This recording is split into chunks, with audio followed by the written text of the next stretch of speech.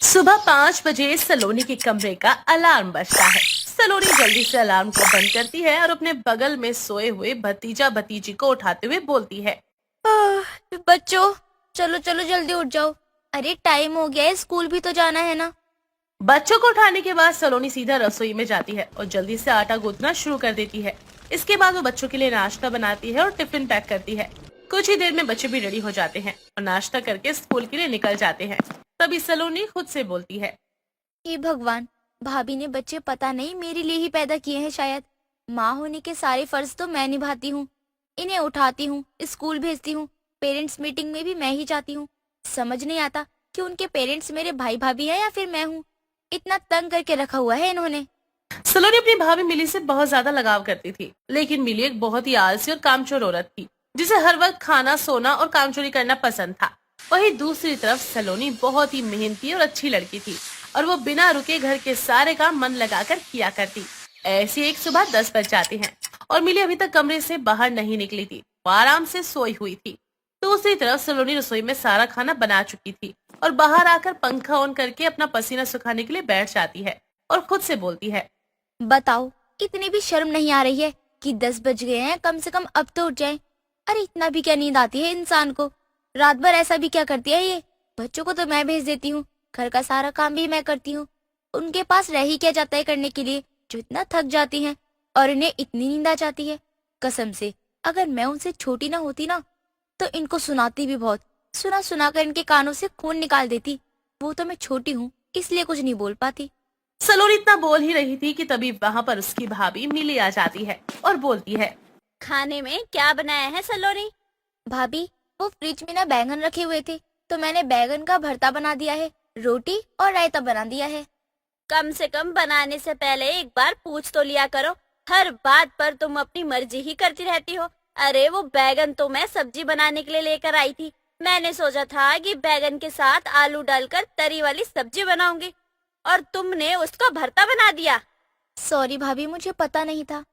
अब सॉरी बोलने से क्या, अब तो बन गया जो बनाना था। अब तुम्हें सॉरी बोल देने से भरता कौन सा दोबारा से बैगन बन जाएगा। ऐसे ही काफी सारी बातें मिली सलोनी को सुना देती है। बेचारी सलोनी चुपचाप उठकर अपने कमरे में चली जाती है और स्वर्ग सिधार चुकी अपनी माँ के फोटो के सामने खड़ी होकर बोलती है। माँ, मेरी क्या गलती है इसमें।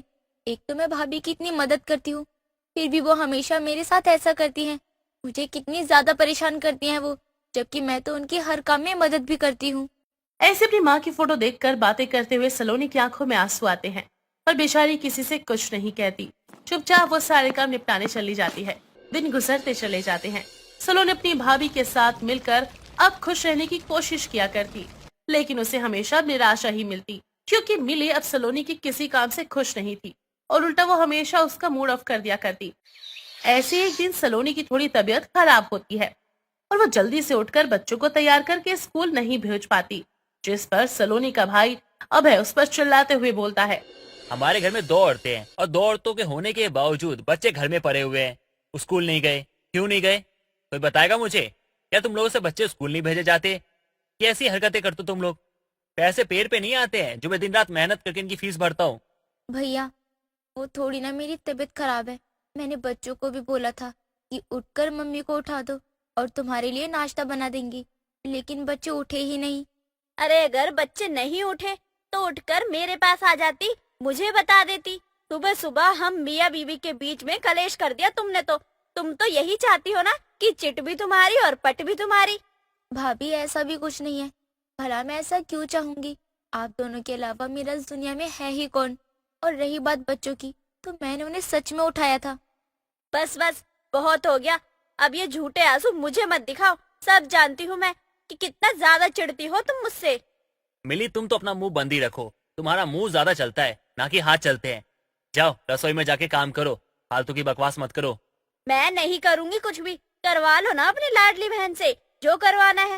वैसे भी मैं तो सबको कांच की तरह चुभती रहती हूँ ना। हर जगह मुझे ही बदनाम किया हुआ है आप दोनों ने। क्या बदनाम कर दिया तुम्हें, जरा बताना। अरे मैं सब जानती हूँ। आप दोनों भाई बहन बाहर जाकर यही कहते हैं कि मैं तो कोई काम नहीं करती हूँ, सारा दिन सोती रहती हूँ। ये सब कहने की बात नहीं होती मिली, सबको सब कुछ दिखता है। और तुम्हारी हरकतें ना साफ साफ चिल्ला चिल्ला कर बताती हैं कि तुम कैसी हो, और लोग बातें करते हैं ना क्योंकि तुम्हारी हरकत ही ऐसी है। मिली को और भी ज्यादा गुस्सा आता है और वो गुस्से में पैर दबाती हुई अपने कमरे का दरवाजा बंद कर लेती है।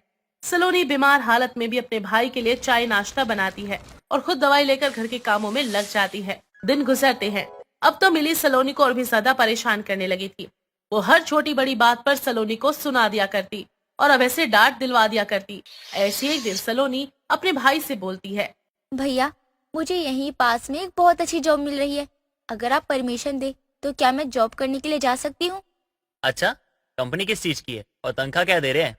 भैया, वो एक बहुत अच्छी दवाई की कंपनी है और तनख्वाह मुझे 15,000 दे रही है। रिक्शा से ही आना जाना हो जाएगा, इतना कोई खास किराया भी नहीं लगेगा। और आपका भी तो बाहर डेली उधर ही आना जाना होता है ना, तो आप मुझे छोड़ दिया करना।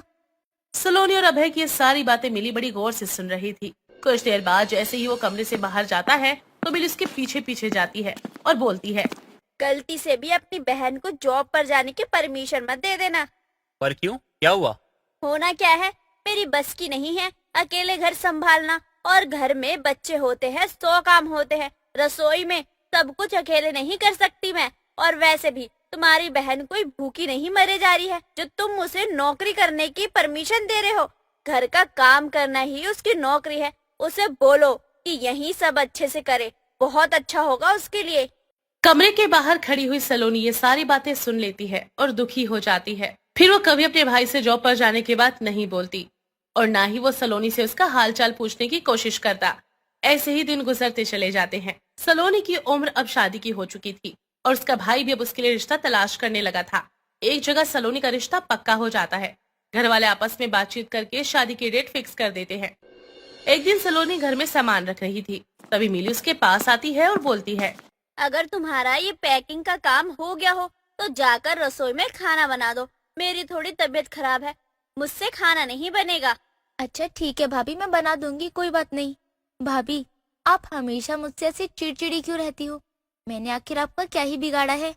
मेरे पास इन बेकार की बातों का कोई जवाब नहीं है। मैं ऐसी ही हूँ और ऐसी ही रहूंगी। आ गई बात समझ में? जितना काम कहाँ है बस उतना करो।